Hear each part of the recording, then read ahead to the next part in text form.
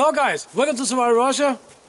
Today is an awesome day, and today we're gonna transform the mini crawler, the trailer anyway, into a sled instead of the wheels, because winter starts to look like something here. So I think it's a good time to take the sled off the frame and turn the trailer here into a sled as set. Sled as set. So the video here can of course also kind of answer a question to my buddy Muskrat somewhere in the States, because from yesterday's video he asked why I'm not using the mini crawler and so on, and if it doesn't work so well in snow and tralalulala. But it's simply because I've just been waiting for a good snow layer, so to speak. But let's take a look at the sled in there. So here we have a trailer with some small, fat, low-pressure tires, and on the trailer we have a bed, so to speak, which is a sled actually, and this black thingy can be removed from the frame, turned 180 degrees, meaning that this end is facing that way. It seems to be a pretty straightforward project. We should just unbolt it here, and there. When we're done with that, we of course have to mount this hitch, or what we can call it, up in that end. Not here, but out here. I'll show you along the way how it's done. This should be pretty darn easy.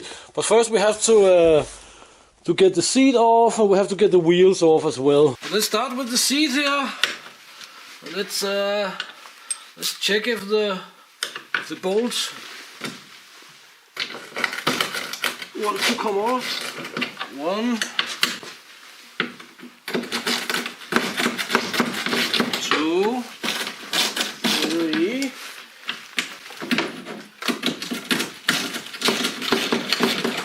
4. All 4 bolts are turning, no problem. Awesome. So let's see if the seat wants to come off. And by the way, we're of course going to take a test drive if everything goes according to plan. So let's get the wheels off, or loosened up anyway. 17 millimeter. 1.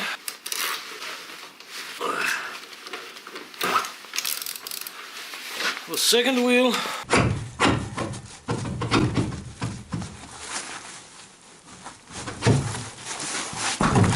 That's an old Homestead, as I said earlier. When I moved up here full time, not really many people been living here for about 15 years or something. So it's a lot of stuff to do. So basically we need to unbolt these 2 bolts there, 2 bolts there, and 2 bolts up here. Whoa. And then we should be able to take the sled off the frame, and then the fun will begin. See if I've overlooked something. This is always possible. So far it seems to be coming off. Yes. Now we of course have to move, or not remove, to attach this little hitch here. That is pretty simple. We have a little plastic bag here with some what I could call them, bolts and pins, something like that. I don't know if the bolt is the right term, but it's such guys with a little hole in. And then we have 2 hair needle pins, that's anyway what they are called in Danish. Hårnåle splitter. It's these guys here.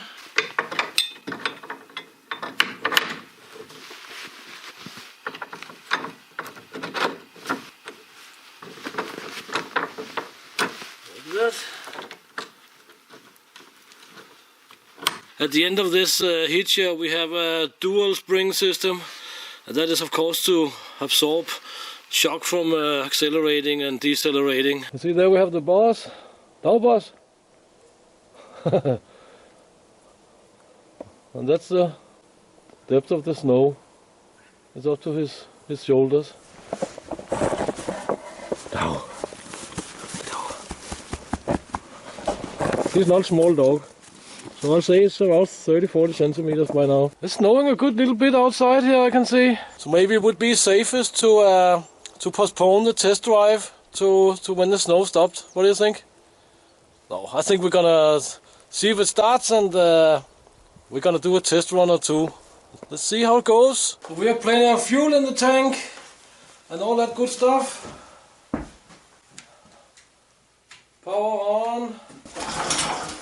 Maybe we should give it some choke.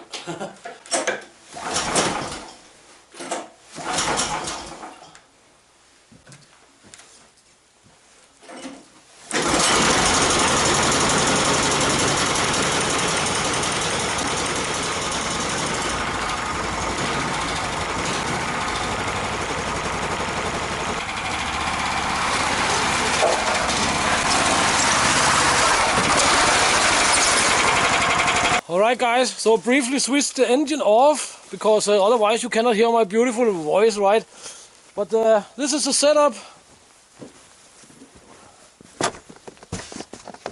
And we are standing here, driving, standing up of course. Because the sled is very low, as you can see.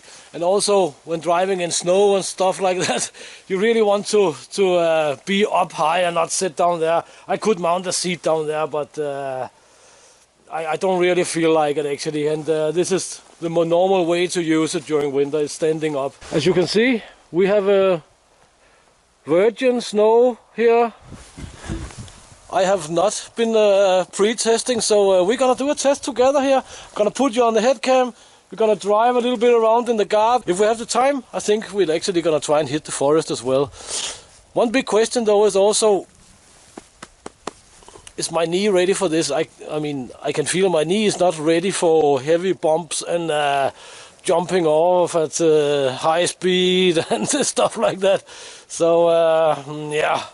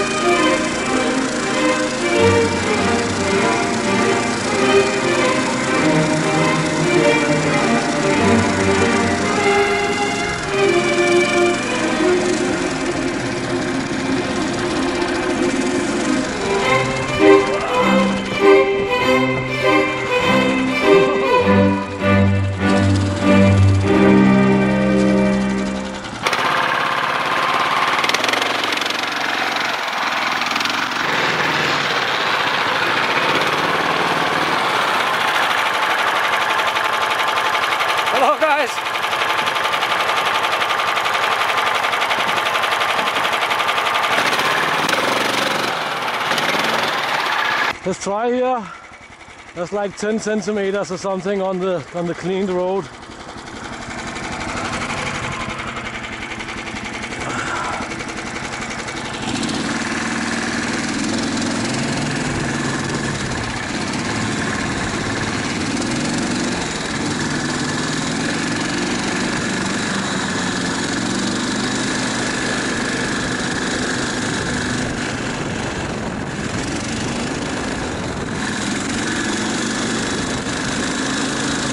Alright guys, so that was a pretty interesting test drive with some interesting results.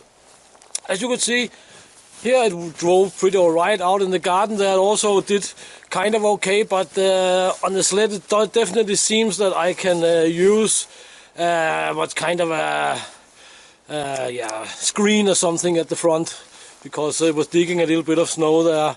It's also very low sled. But when we hit the part out there on the field, the little machine there started to get some problems out there. And that is actually according to the manufacturer and their specifications, because they say it can handle 40 centimeters of snow, of loose snow, without a third track. It's possible to mount a third track between the two others, of course, and that I would most likely have to do. I was almost crashing over there at the little spruce there, but that was on the surface where it was totally clean. And the sled, it has some ribs underneath, and there was nothing for the sled to catch onto, so the sled was simply just sliding like crazy. Out on the road there on the 10 centimeters there was not a problem. So I think we can make it to the woods without the third track. It's also possible to change the big tracks there to some other rubberized tracks called murave. It means ant actually.